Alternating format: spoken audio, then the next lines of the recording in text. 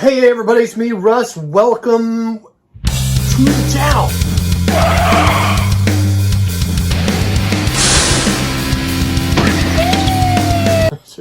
You just skipped the intro. It's part of the... Anyway, it was edited in there, all right? No one hacked your computer. I know you wanted it. I know if I gave you that option, you'd do it anyway, so... Skip intro. Welcome. I was going to talk about this record today. I got this in one of my last videos, record store shopping stuff. Saturn Delta. This is, again, something cool about young people today experiencing old music. I was born right when 1968, when Jimi Hendrix released, you know, a lot of this music. This album, Are You Experienced by Jimi Hendrix, is one of the greatest rock and roll albums of all time. This was a groundbreaking record. Very heavy, all right? 1967, a year before I was born, this record was released, and it changed the world. This is an early, first press. Was, you know, I don't know, that's all with that. But great freaking record. I didn't see any videos about this, so I thought I'd share one. I really like this record. I'm uncellophaning it today, even though I already kind of did, because we listened to it a couple times. This is by, and part of why I bought this is the hype stickers. See, the hype stickers working, but not just the track list and stuff like that, but this is actually, it says, the authorized Hendrix family edition. So this is by the label, could you call it? It's by the Hendrix estate, all right? So when Jimi passed, there was a long, I don't know if I want to say a battle, although you could call it a battle, between lawyers and record companies and executives and recording people. Jimi Hendrix passed away in September of 1971, and the Hendrix family finally got control, royalties, you know, putting it in Jimi's estate in 1995. So this was, second release? I don't know, there's a whole chronology. There was a Jimi Hendrix, Best of Jimi Hendrix that came out before this. But this was sort of an attempt by Experience Hendrix to put out his fourth anticipated studio album. Hendrix only made 3 studio albums before he passed away. He left us way too soon. And this was sort of their attempt at, you know, if Jimi did do, you know, a 4th studio album, this is kind of what it would be, right?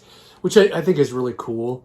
It's got some unreleased stuff on it that hasn't been released, and a lot of stuff that hasn't been released here in the States until 1997. You know, part of it, that's why I back up from saying war. I know there's greedy people, of course, in these big companies and record companies, but a lot of it also was back in the 60s, there wasn't a lot of, you know, legally defined, especially when Jimi was recording here in the States and in the UK. So all the rules around copyright and who owns recordings, you know, a lot of that was being hashed out at the time. You had, you know, groups like the Beatles and Jimi, right? And a bunch of bands that were Elvis, right? Selling multiple hundreds of millions of records. And what are we going to do about that? How are we going to control where all this money is going? Because a lot of these big companies really took advantage of the artists back then, especially. And so that's what I thought was really interesting about this, was it was one of the early authorized Hendrix family editions. It has, again, 15 songs, 65 minutes of recording, including alternate versions of Angel, which you could see on my video where I was showing the ground, right? It's in the lyrics that they carved into Jimi Hendrix Park. In that video, I'll put it in the end screen if you haven't seen it. Little Wing, also lyrics that were carved into the park. Little Wing Angel.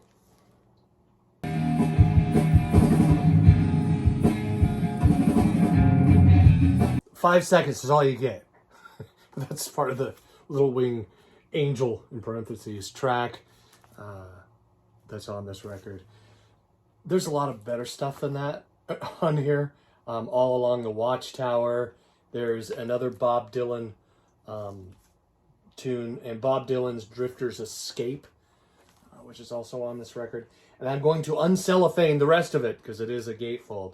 And I'll show you, it comes with extra stuff, which is cool. Not only that, but I think they really did. I like that, you know, whoever put this out as a record, as a, you know, I like that it's shiny right there. All right. Here's the gatefold. And a booklet of photos. There's more information in this thing too. There's Jimi recording stuff, mixing board. Very cool. And some more stuff for me to read. I like that. Midnight.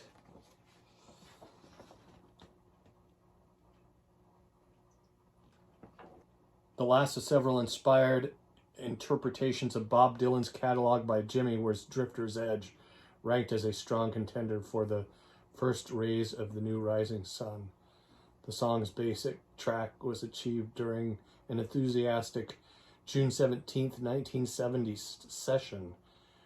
Hendrix was intent on perfecting the series of lead guitar overdubs before the song would be deemed complete.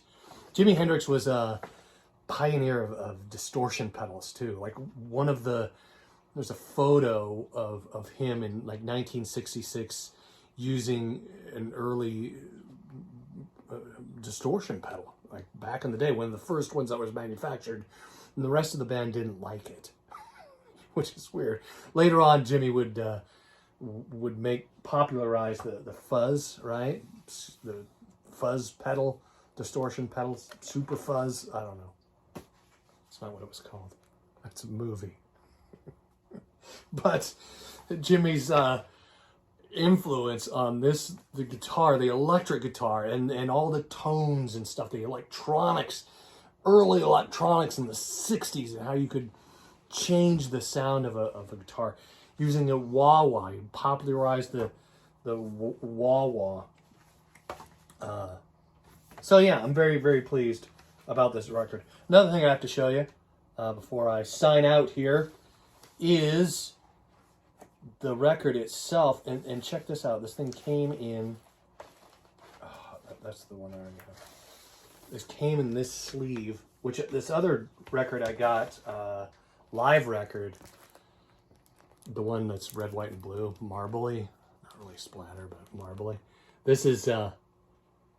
that's the wax, but it came in this sleeve, which is really cool. You know, static guard kind of sleeve. QualityRecordPressings.com. See that? Isn't that a paper crappy sleeve? All these, you know, even the new Van Halen records I got, the repress by Warner Brothers, came in this crappy paper, and then the paper sticks to the vinyl and just gets smashed in there with the vinyl. This is how you do it, right? People that are putting out records today, stop with the paper sleeves, will ya? Drive me nuts. I gotta clean the record when it's brand new. It shouldn't be a thing. But yeah, so there you go. Jimi Hendrix, South Saturn Delta. This repress is from like 2011, according to the back here, and it is by Experience Hendrix. Thanks for watching. If you enjoyed this video, hit the like button. If you didn't enjoy it, just keep that to yourself, all right? Don't. You wouldn't even be with me at this point if you didn't enjoy it. So, subscribe if you're new. That's my very old T-shirt, by the way. I had this. You can see this T-shirt's older than odds are some people watching this video. Later.